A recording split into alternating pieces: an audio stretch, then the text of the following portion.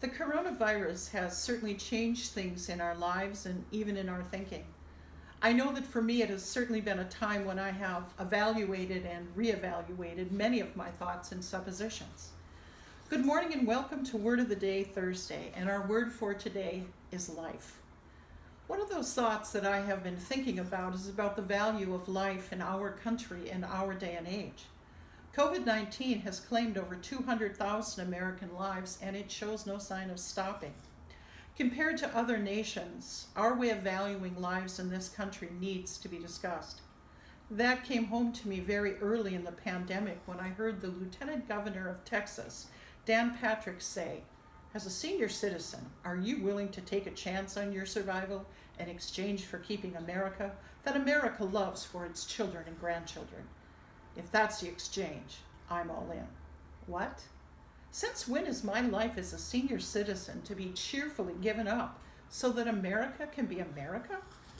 To be clear, he was ready to make the exchange, but somehow, as an older white male with money and power, I doubt he'll be expected to sacrifice anything. But his words really got me to thinking. It's the first time in my 69 years that I felt my life was devalued. But just when I was starting to feel sorry for myself, my white privilege stood up and smacked me upside the head.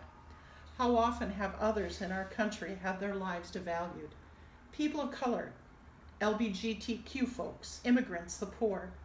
That comment by Patrick was followed 2 months later by the murder of George Floyd by the Minneapolis police. To my regret and embarrassment, it took me 69 years to figure out what some of our brothers and sisters have lived with every day of their lives. And now we see the lives of some of our students and teachers devalued by orders to return to the classroom in spite of the science and the statistics.